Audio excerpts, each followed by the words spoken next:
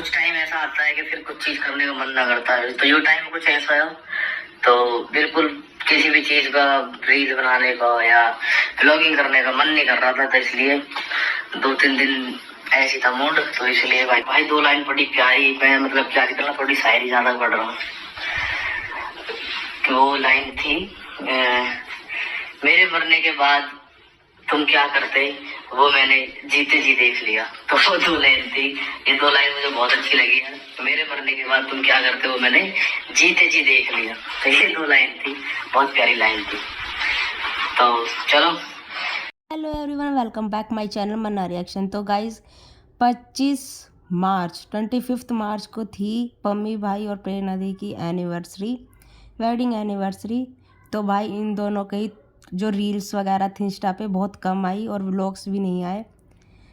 तो भाई देखो, हट तो कहीं ना कहीं दोनों को हुआ है, क्योंकि इससे भी पता चलता है कि प्रेरणा की भी थोड़ी रील्स कम आई और पम्मी भाई की तो एक ही आई थी शायद।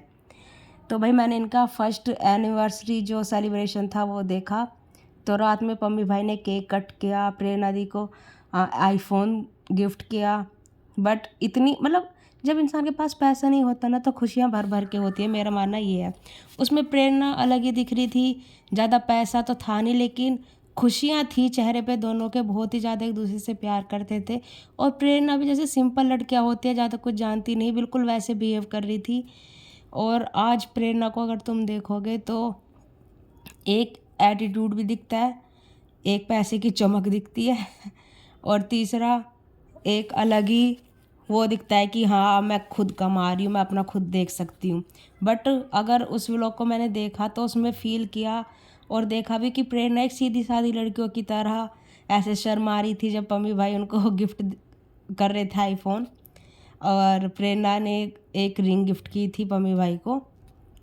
और दोनों में बहुत ही प्यार था और नोना इनके साथ थी उस व्लॉग में। तो भाई फर्स्ट एनिवर्सरी में और यहाँ अब देख लो 4th या 3rd एनिवर्सरी, पता नहीं कौन सी है अब।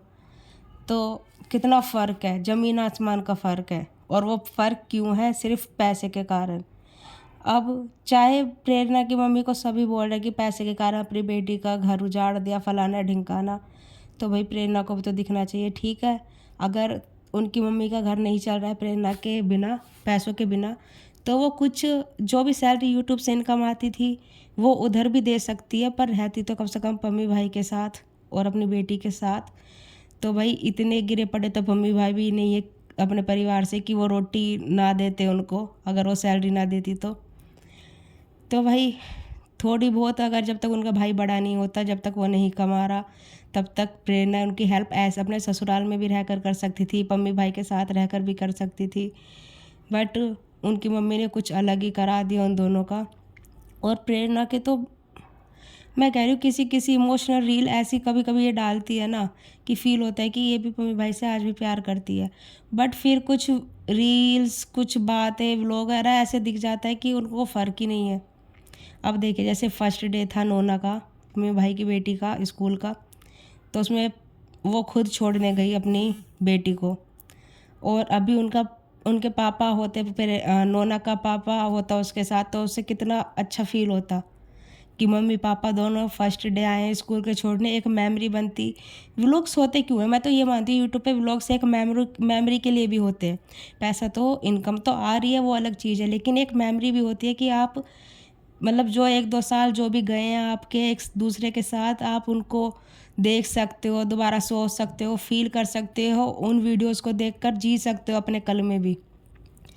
तो भाई अभी इन्होंने फर्स्ट डे स्कूल गई तो वो भी एक व्लॉग बनता कि पम्मी भाई और प्रेरणा दी दोनों एक साथ नोना को छोड़ने जा रहे हैं स्कूल, फर्स्ट डे है। अब ये देखो यूट्यूब तब तक है, सोशल मीडिया पे तब तक ये पड़ा ही रहता व्लॉग। नोना भी क्या पता अभी 5 साल 10 साल क्या पता कब तक ये पड़ा रहता, तो नोना भी बड़ी होकर देखती कि मेरे मम्मी पापा फर्स्ट डे मुझे ऐसे स्कूल छोड़ने गए थे।